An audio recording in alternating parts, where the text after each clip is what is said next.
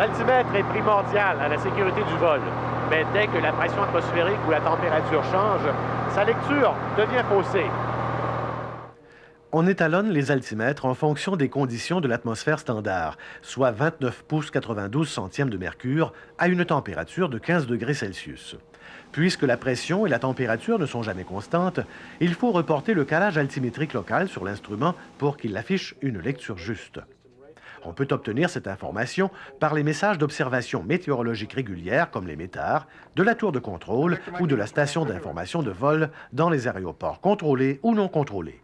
Vérifiez la précision de votre altimètre au sol lorsque vous recevez le calage.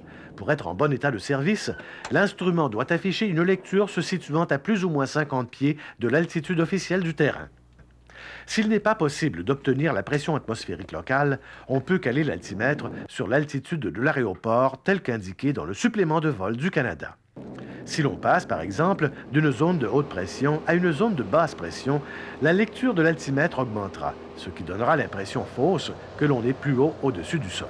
Il est donc important pendant le vol de recaler l'altimètre en obtenant les données locales sur la pression. En approchant de votre destination, il faut aussi recaler l'altimètre avant d'entrer dans le circuit de l'aéroport. Il suffit d'une petite différence d'altitude pour qu'il devienne très difficile de repérer les autres appareils en vol. Tout pilote doit s'assurer du bon fonctionnement et du calage altimétrique de l'altimètre du bord. En vol, il devra reviser le calage à mesure que les données locales sur la pression sont disponibles. C'est ce qui permet d'obtenir des lectures fiables et sécuritaires et la paix de l'esprit lorsque l'on est en vol.